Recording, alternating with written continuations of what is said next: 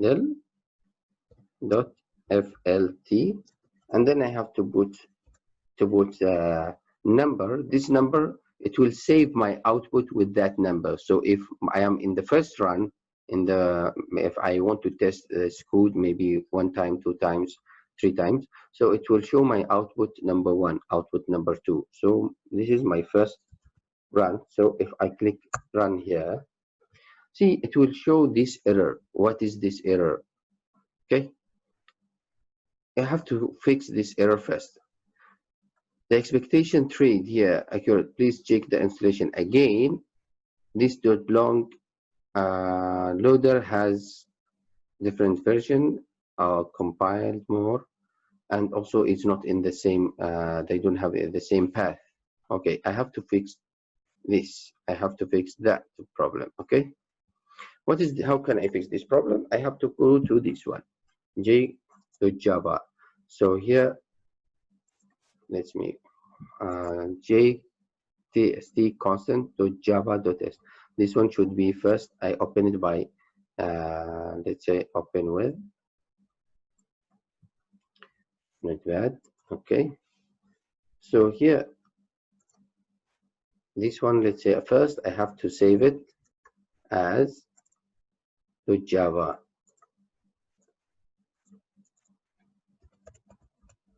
Okay, .java, and then all files. You can see here now I supposed to have jtest constant.java, this one .java. You can see its type is Java file. The type is Java file. Now let's change. You can see the path here inside this jtest constant. What is the path? C double backslash jtest backslash jtest cases temp. So what is my current path? This is my current path, right? This is my current path of this folder. So I will copy this path and then I will change all these here. Okay, so it's D. This is my path, D and test automation, lab test automation. Okay, so I will change all the 4 paths here. So because all my files inside this path, not in that path. Okay, then I have to save. Click save. If you use editor, notepad editor is better than this one, so it will show different colors. Sorry, just save. Okay, so now if I go here in the command prompt, if I run again,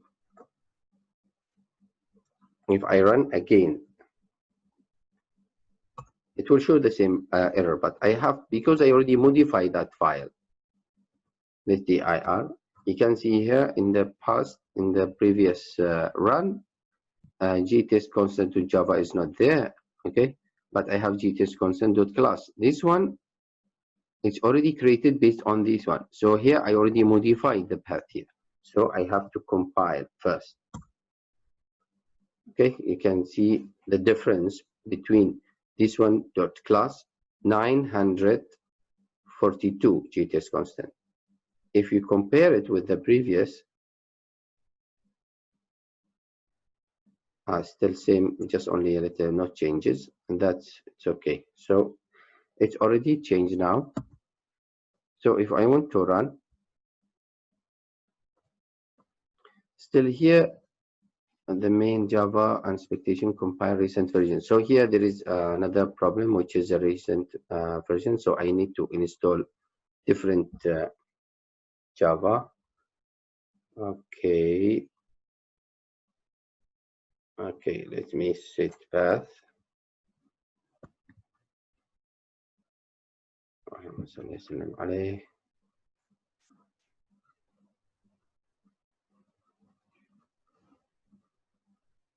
Because different version, because I changed the version because I'm using the IMS. So let's set path equal set path my Java. So I have to go and search where is my Java file. Java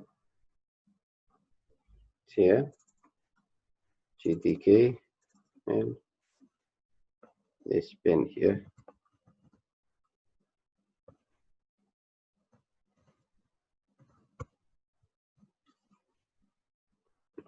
Set path.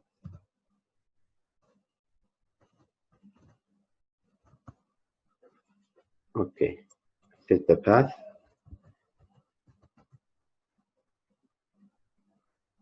If I say again, all right. So it can be run. You can see here, it's run. This is the test cases. It will go and read my test cases. Now the tool is can run. Now I have to go and check what is inside. How can I fill up the files, the test cases? You can see now if I go back to folder, lab test automation, you can see there is output supposed to be output number 1. You can see this is my output number 1. This is my output. So if I run again, and then I put output number 2, okay, then if I run again, if I click enter, you can see here output number 1, then it will appear now output number 2.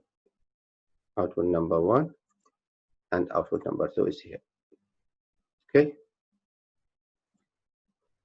this is the how the tool can be run first. Now how can we change? I want to see how can I fill up the test cases. How can I fill up the, how can I ask the tools to test another file or another method? Okay, so this one will be fill up in, as I said, we call this Fadl, right? Fadl.flt. So this tool, the loader manager will read the information from the G constants about the path only, about the path where to be run. But the one who control what to test, what is the file name to be tested, what is the method need to be tested, and all the test cases will be inside this .flt. Any file .flt, it means contains information about the testing, about the test under test. Okay, let's go back to the. So this here, this is .flt. Okay, this is the contents, and the script here is loader manager and JTest, and this one is the adder. This is the adder. The adder, and the output will be here, and this one is loader manager and JTest. So I have to see how can I fill up the information in this file. Then I can use this tool to test any system under test or any method written by Java. So let's share again the screen. Okay, so I have to open this one .fadl.flt, open it with Notepad. All right, so in this one, in this file, you can see here the class name under test, the method name. So this is the adder. So where is adder? Let's, adder is here to Java. Open with Notepad. You can see here, this is the class under test, and this is the file that will read all information from here. So if I want to test this method, so I have to type what is the method name. You can see here, it is here. And the class name is this one, okay? The class name is, so who's controlling the testing or the test automation?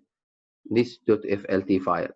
You write all the information about the method under test or the class under test, the method name, and then the specifier. The specifier is private for this method. Parameter types or parameter types are two parameters here in this method, only 2 inputs. And the return type, what is the return type for this method? Integer. So here I just give the description about the class under test or the method under test. So if I run the loader manager, will come and read here. What is the class under test? Adder. Where is adder? It will go and bring the adder from the same folder. And then what is the method inside that class? This method. So okay, call this method. Then what is the specifier? Is private. And what is the type parameters? How many inputs? Is 2. And then what type of return? Is integer. So I should receive integer. My output should store integer. Okay. And then I have to describe the two inputs here. What are the type of the two inputs? Because sometimes integer, sometimes string, sometimes double, boolean, or any types. Okay.